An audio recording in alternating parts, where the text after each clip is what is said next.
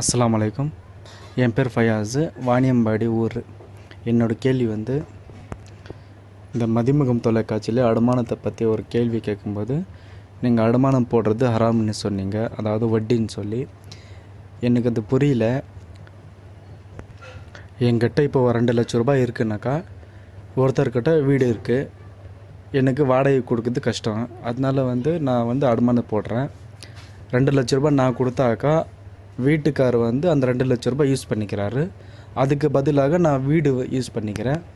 என்னோடய காசு அவர் யூஸ் பண்ணுறாரு, அவர் வீடு நான் யூஸ் பண்ணுறேன். அது எப்படி வட்டி ஆகும்? அதே மாதிரி தான் 2 வருஷம் கழித்து திருப்பி அந்த காசு நான் வாங்கும்போது என்னோடய காசோட மதிப்பு கம்மி தானே ஆகுது. அதாவது காலங்கள் போக போக 2 லட்ச ரூபாய் இருக்கிறது ஒரு 3 வருஷம் கழிச்சாக்கா அந்த 2 லட்ச ரூபாயோட மதிப்பு கம்மி தானே ஆகுது.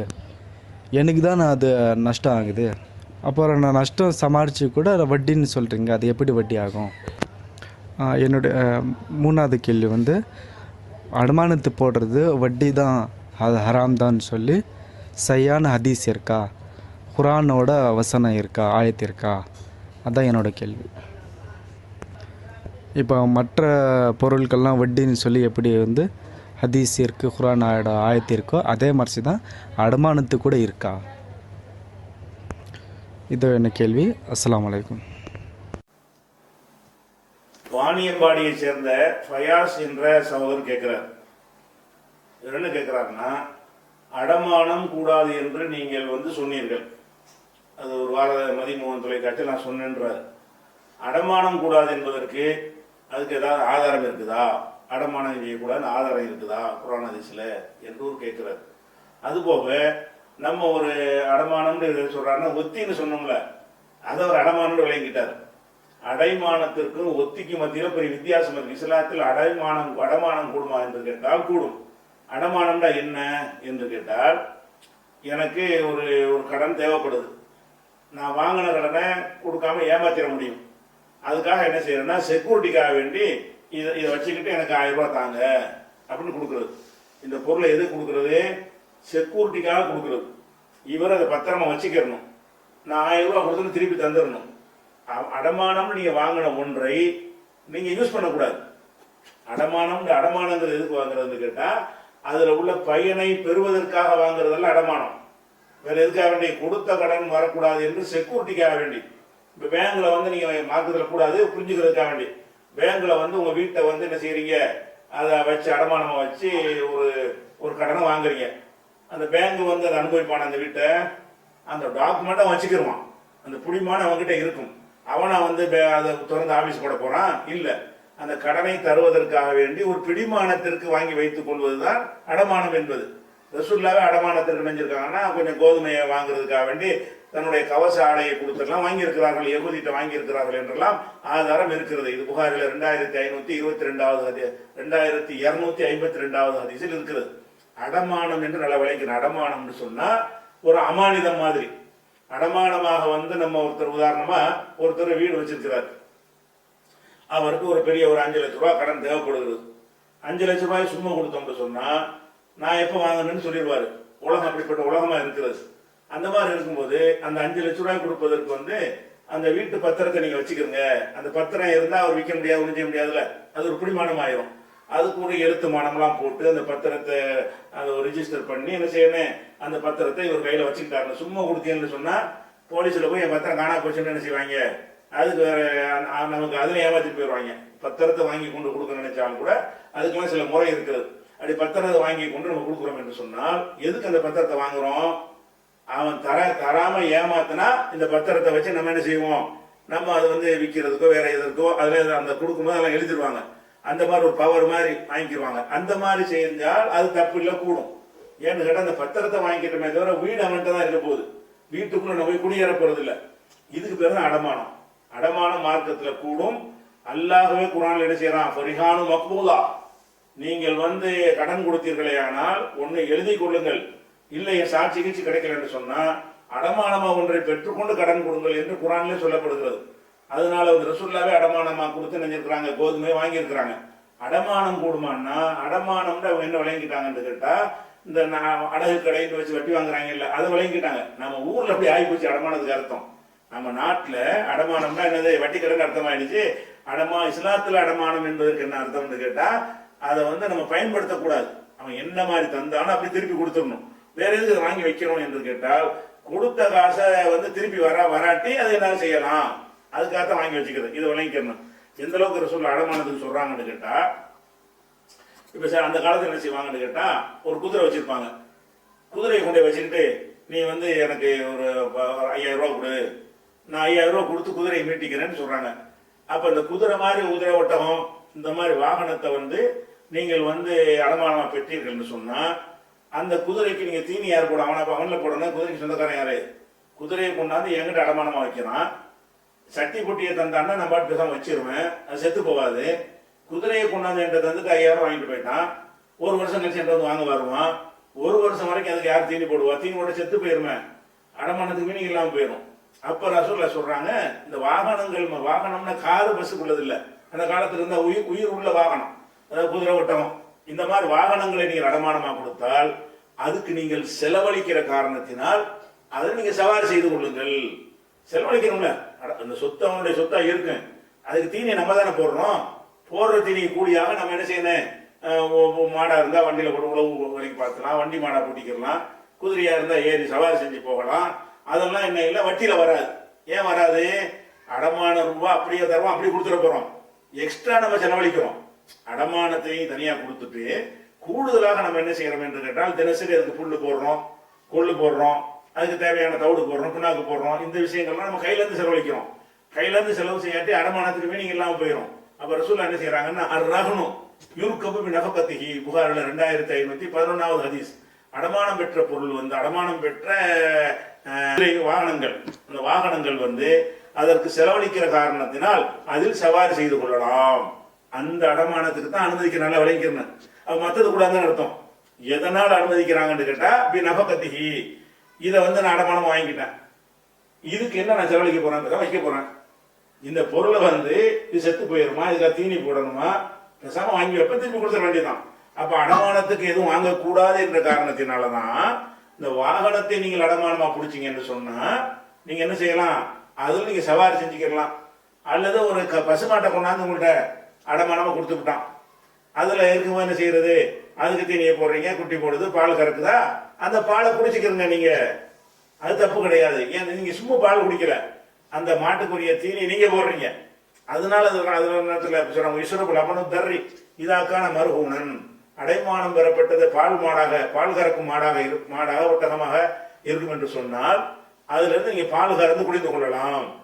இது புகாரில் 2511வது ஹதீஸில் இருக்குது. இதுல என்ன விளங்குது, மற்றதுக்கு வந்து நம்ம தீனி போடுற விஷயம் இல்லாட்டி அதை யூஸ் பண்ணக்கூடாதுன்னு அர்த்தம்.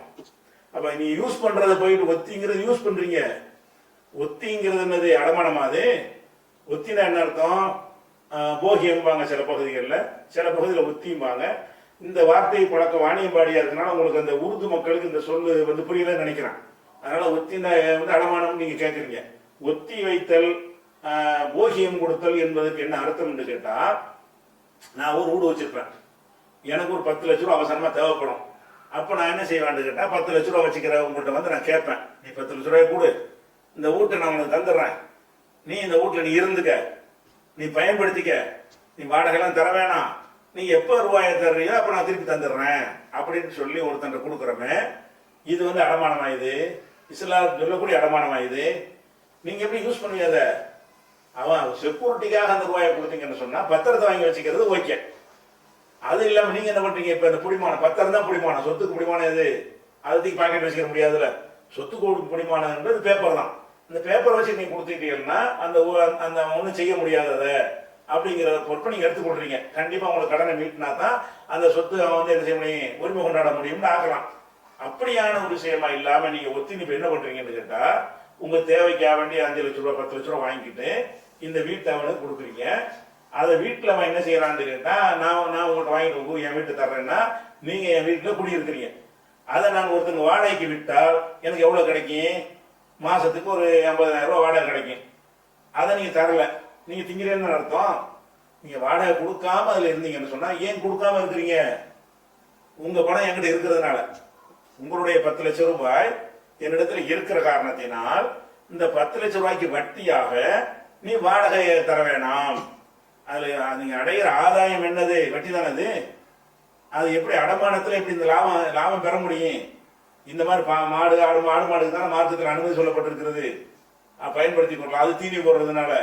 அப்படி இருக்கும் பொழுது அந்த வீடுகளை வந்து நீங்க என்ன செய்றீங்க, அதை வந்து நீங்க அடமானமா பெற்றுக்கொண்டு அது அதிகமான ரூபாயை வாங்கி என்ன செய்யலாம், அட்வான்ஸ் வாங்கிட்டு கொடுக்கலாம், உதவியா செய்யுங்க. அதுக்கு பிடிமானமாக பத்திரத்தை வாங்கி வச்சுக்கிறங்க, அல்ல வீட்டை பூட்டி சாவி எடுத்து வச்சுக்கிறங்க, நீ ரூபாயை தரும்போது உன்னை நீ உள்ள போய்க்க அப்படின்னு சொல்லாமே தவிர, அந்த வீட்டுல நீங்க பயன்படுத்தினால் வேற ஒருத்தன் பயன்படுத்தினால் வாடகை கொடுப்பான்ல, அந்த வாடகை அந்த ஓனருக்கு போய் சேரும்ல, அதை நீங்க கொடுக்காம தான் இருக்கிறீங்க. அப்படி சிந்திச்சு பார்த்தோம்னு சொன்னா, நம்ம கொடுத்த ஒரு பொருளுக்கு ஆதாயம் அடைந்தால், கொடுத்த பணத்தை அப்படி முழுசா வாங்கிக்கிற போறோம், அதோட சேர்ந்து ஒரு ஆதாயத்தை அடைந்தோம்னு சொன்னால், பணமா வாங்கினா மட்டும்தான் வட்டின்னு கிடையாது, எதுவும் வட்டி தான், பணம் தான் அது. வாடகையை கொடுக்காம இருக்கிறீங்கன்னு அர்த்தம். வாடகைன்ற ஒரு தொகையை எடுத்து அவனுக்கு கொடுக்காம நீங்க பாக்கெட் வச்சுன்னு அர்த்தம். அப்ப அந்த வாடகை கொடுக்காம இருத்தல் என்பது எதற்காக நீங்க வாடகை வாங்கல, நீங்க ஏன் கொடுக்கல, அவனுடைய பெரிய தொகை உங்கள்ட்ட இருக்குது, அதனால உங்களுக்கு என்ன செய்ய முடியல, நீங்க வந்து வாடகை கொடுக்க வேண்டிய தேவையில்லைன்னு முடிவுக்கு வர்றீங்க. அவனும் கேட்க முடியாத நிலைமை வருது. இதுதான் இந்த வித்தியாசம் விளைவிக்கிறேன். அடுத்து என்ன இவங்க கேட்கறாங்கன்னு கேட்டா, அந்த ஒத்தியா நம்ம கொடுக்கும் பொழுது நம்ம ஒரு 10 லட்ச ரூபாய் கொடுக்குறோம், அந்த 10 லட்ச ரூபாய் அவன் பயன்படுத்துகிறானே, அதன் மூலம் நல்ல ஆதாயம் அடைக்கிறானே அப்படிங்கிற மாதிரி என்ன செய்யறாங்க, அது ஒரு கேள்வியாக துணை கேள்வியா கேட்கிறாரு. அது போக இந்த 10 லட்ச ரூபாயை கொடுத்து 5 வருஷம் கழிச்சு அதை திருப்பி தர்றான். திருப்பி தந்தான்னு சொன்னா அந்த ரூபா மதிப்பு குறைஞ்சு போயிடுது. நம்ம கொடுத்த ரூபா வந்து அதிக மதிப்பு உள்ள ரூபா, காலம் செல்ல செல்ல மதிப்பு குறையுது. மதிப்பு குறைஞ்சின்னு சொன்னா நமக்கு லாஸ் ஆகத்தானே செய்யுது. லாஸ் ஆகுறதுனால வாங்கலாம் தானே இப்படிலாம் நியாயம் கற்பிக்கிறீங்க. லாஸ் ஆகுறதுக்கு காரணம் என்னன்னு கேட்டா, நம்ம நிர்வாக அரசாங்கம் சரியில்லைங்கிறோம்னா உங்களுக்கு லாஸ் ஆகுது. அமெரிக்காவில் லாஸ் ஆகுமா? அந்த நாட்டுகளில் கரன்சி எல்லாம் இறங்குமா, மதிப்பு இறங்குமா கூடுமா? கூடும். இவங்க கையாளாத நிர்வாகம் பண்ற காரணத்தினாலதான் அன்னைக்கு 100 ரூபாய் இருந்தா 100 ரூபாய் போச்சு. அப்படி போனது காரணம். மேலும் மேலும் குறையுது. இவன் அரசாங்கம் செய்யற தப்புனால அதனுடைய மதிப்பு குறையுதே தவிர ரூபாய்க்கு மதிப்பு குறையவே இல்லை. அது வந்து இவன் என்ன செய்யறான், அதை அதிகமான ரூட்டை பழக்கத்துல விட்டு மக்கள் அத்தனை பேருக்கும் என்ன செய்யறான், சரி அவன் பயன்படுத்தாட்டம் நாங்க கேட்கிறோம், பயன்படுத்தினால குறைஞ்சு போச்சுக்கிறீங்க ரூபாயோட மதிப்பு. சரி அந்த 10 லட்சம் ரூபாய அவனுக்கு கொடுக்காம நீங்க பெட்டியில பூட்டி வச்சிருக்கிறீங்க, 5 வருஷம் கழிச்சு எடுக்கிறீங்க, அப்ப என்ன செய்யுது, மதிப்பு குறையும்ல. அந்த மதிப்பு குறைஞ்சது அவனா காரணம். மதிப்பு குறைஞ்சதுக்கு ஒத்திக்கு நீங்க வாங்கினாலும் மதிப்பு குறையும். ஒத்திக்கு வாங்காம நீங்க அந்த ரூபாயை வந்து உங்க பெட்டியில கொண்டு பூட்டி வச்சிட்டீங்க, ஒரு 5 வருஷத்துக்கு கழிச்சு அந்த ரூபாய் எடுக்கிறீங்க. 5 வருஷத்துக்கு முன்னாடி அதனுடைய மதிப்பு என்னவோ அந்த மதிப்புக்கு இது இருக்குமா? அன்னைக்கு உள்ள 5 லட்சம் ரூபாய்க்கு வாங்கின தங்கத்தை இன்னைக்கு உள்ள 5 லட்சம் ரூபாய்க்கு வாங்க முடியுமானா முடியாது. அப்ப இது எதனால குறைஞ்சி? இது வந்து இது வாங்கின மேலே குற்றம் இல்லை, உங்க மேலே குற்றம் கிடையாது, அவனால குறைஞ்சிச்சா இது? எப்ப நீங்க கேட்கலாம், எவனாலே குறைஞ்சது இவன்கிட்ட போய் தண்டம் கேட்கறீங்க. தண்டம் யார்கிட்ட கேட்கணும்? இவன் அந்த கடன் கொடுத்தீங்களா அவனால் அந்த பதிப்பு குறைஞ்சிச்சா, அல்லது அது இயற்கையாக குறைஞ்சிருக்கா, அவன் அல்லாத வேற ஒரு சக்தியினால குறைஞ்சிருக்குதா, அரசாங்கத்தினால குறைஞ்சிருக்குது. அரசாங்கத்தினால எனக்கு அதை குறைஞ்சி போச்சு, நீ அதை கொடுங்க என்ன அர்த்தம்? நீங்க வாடகையை கொடுக்காம இருப்பதற்கு சொல்ற காரணம் என்னன்னு கேட்டா, என்னுடைய 5 லட்சம் ரூபாய் வந்து நீ தரும்போது மதிப்பு குறைஞ்சு போச்சுல, அப்படின்னு தானே காரணம் சொல்றீங்க. அது மதிப்பு குறைஞ்சதை பயன்படுத்துறதுனாலயா? இல்ல. அதுல உங்கள்கிட்ட வாங்கின அடமானத்தை என்ன செய்யறான், ஏதோ தொழிலுக்காக வாங்கினா அதை பயன்படுத்தாம பெட்டியில் பூட்டி வச்சுட்டான், 5 வருஷம் கழிச்சு கொண்டா எடுத்து கொண்டா தர்றான். இப்ப குறைஞ்சு போச்சு, ஏன் குறைஞ்சி? அவன் என்ன செஞ்சாங்க, ஒன்னும் செய்யட்டாலும் குறையும். அப்ப குறையிறது கூடுவதெல்லாம் ஒரு சரியான ஒரு அரசாங்கம் அமைந்தால் சீராக இருக்கும். சிறப்பான அரசாங்கம் அமைந்தால் அன்னைக்கு உள்ள 5 லட்சம் ரூபாய் இன்னைக்கு 10 லட்சம் ரூபாய் கூட ஆகிடும், மதிப்பு ஆகிடும். அப்படி சில நாடுகளுடைய வளர்ந்த நாடுகளுடைய ரூபாய் எல்லாம் மதிப்பு ஏறிக்கொண்டே இருக்கிறது. அந்த மாதிரி உள்ள நிலைமை இருக்குது. அதனால வந்து எங்க மதிப்பு பொருளுக்கு நஷ்டம் ஏற்படுத்தி விட்டாருன்னா அவர் ஏற்படுத்தல, நஷ்டமாயி இருக்கிறது. அது வந்து உங்களுக்கு எங்க வச்சிருந்தாலும் ஆயிருக்கும். பேங்க்லயே போட்டு வச்சிருக்கீங்க, அப்ப பேங்க்ல போட்டு வச்சதை வந்து வட்டிக்கு இந்த நியாயப்படுத்தலாம்ல உங்கள் வாதப்படி ஒருத்தன் 10 லட்சம் ரூபாய் பேங்க்ல போடுறான், 5 வருஷம் கழிச்சு எடுக்கிறான். அந்த 10 லட்சம் ரூபாய் மதிப்பு என்ன? அது 7 லட்சம் ரூபாய் தான் இருக்கும். அதுல 5 லட்சம் ரூபாய் மதிப்பு தான் இருக்கும். நம்பர் தான் 10 லட்சம், அதனுடைய மதிப்பு எவ்வளவு இருக்கு? 5 லட்சம் இருக்கும். அப்ப நான் பேங்க்ல போட்ட காரணத்தினால் 10 லட்சம் ரூபாய் மதிப்பு 5 லட்சம் ஆகிவிட்டது, நான் வட்டி வாங்கினால் என்ன அப்படி கேட்கவில்லை நீங்க. இது ஏற்பட்டது வந்து என்ன காரணம் அதை யோசிக்கணும். பேங்க்ல இருந்தா தான் அங்க அது இறங்குறது கிடையாது, எங்க இருந்தாலும் இறங்கும். உங்க பெட்டில இரும்பு பெட்டி நீங்க பூட்டி வச்சிருந்தாலும் அரசாங்கத்தினுடைய பாலிசை மாத்திக்கிட்டானே இறங்கி போயிடும். அதனாலதான் அந்த இழப்பு ஏற்படுச்சே தவிர அதை வைத்துக் கொண்டு நீங்க ஆதாயம் அடைகிறது எப்படி சரியா வரும்?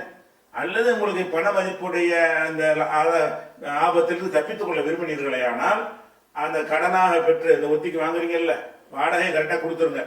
அந்த ரூபாய்க்கு நீங்க என்ன செய்யணும்னு கேட்டா, ரூபாயாக பேசாம இந்தாப்பா 5 லட்ச ரூபாய் என்கிட்ட வாங்குற, இந்த பேப்பர் விட்டு தரல, இன்னைக்கு இந்த ரூபாய்க்கு வந்து இத்தனை பவுன் தங்கம் வாங்கலாம்.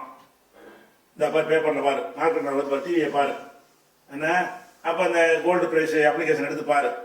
அப்ப இந்த ரேட் வந்ததா, நீ எனக்கு திருப்பி தரும்போது இந்த தங்கம் வாங்குற ரூபாய் நீ தரணும்.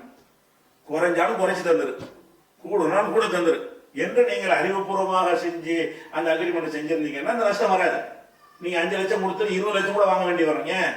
அவன் நோட்டுடைய மதிப்பு இறங்கி போச்சுன்னு சொன்னா உங்க கொடுத்த மதிப்பே உங்களுக்கு வேணும் என்று சொன்னீர்களே, ஆனால் அவங்ககிட்ட என்ன செய்யணும்? நீங்க அக்ரிமெண்ட் போடும்போது இந்த பேப்பருக்கு மதிப்பு இல்லை, உன்னை என்ன ஏமாத்துறாங்க அரசாங்கத்துல, அதனால இன்னைக்கு நான் 1 லட்ச ரூபாய் கொடுத்துட்டு 1 வருஷம் கழிச்சு நீ தந்தீங்கன்னா 10,000 ரூபாய் தான். இது பெரிய அயோக்கியத்தனமா இருக்குது. அதனால இன்னைக்கு தங்கத்தை தான் உலகம் பூரா உள்ள மார்க்கெட்ல நம்ம எடுத்துக்குவோம், மூலதனமா தங்கம் தான். இன்னைக்கு நான் தரக்கூடிய 1 லட்ச ரூபாய்க்கு வந்து இவ்வளவு தங்கம் வாங்கலாம், அப்ப நான் உனக்கு தங்கத்தை தான் தர்றேன் வச்சுக்க. நீ திருப்பி தரும்போது இதே கிராம் எடைக்கு உள்ள தங்கத்தை கொடு அல்லது அதற்கு ரூபாய் கொடு. இது மார்க்கத்தில் தப்பு கிடையாது. ரெண்டாவது உங்களுக்கு லாஸ் கிடையாது. அரசாங்கம் செய்யற கிறுக்குத்தனத்தினால ஒருத்தங்க அநீதி இழைக்கக்கூடிய நிலைமை ஏற்படாது. அப்படி நீங்க அறிவுபூர்வமா அதை அணுகணுமே தவிர எவனோ செய்யற ஒரு இழப்புக்காக வேண்டி இவன் தண்டம் வாங்குறது நியாயம் கிடையாது. அப்ப நீங்க 10 லட்ச ரூபாய் வாங்கின பிறகு அந்த வீட்டை நீங்கள் பயன்படுத்த கூடாது. நீங்கள் பயன்படுத்தினீர்கள் ஏன்னா அடமானத்துறை சட்டத்தை மீறுறீங்க. நீங்க வாங்கினது அடமானம் அப்படிதான் சொல்றீங்க. அடமானம்னா நீங்க யூஸ் பண்றீங்க, அடமானம் கொடுத்துட்டு பூட்டி வச்சிருங்க, ரூபாய் ரொம்ப திருப்பி கொண்டே கொடுங்க, அது ஓகே. நீங்க அடமானம்னு வார்த்தை யூஸ் பண்ணிக்கிறீங்க. இந்த உலகத்து அடமானம் இல்ல, நடைமுறை மார்க்கத்தில் உள்ள அடமானம். மார்க்கத்தில் உள்ள அடமானம்ங்கிற வார்த்தை யூஸ் பண்ணிக்கிறீங்க. நீங்க வட்டியுடைய செயல்பாட்டை அதை கொண்டு வைக்கிறீங்க, அதை போய் நீங்க அடமானம்னு பேர் தப்பா சூட்டி கொள்றீங்க.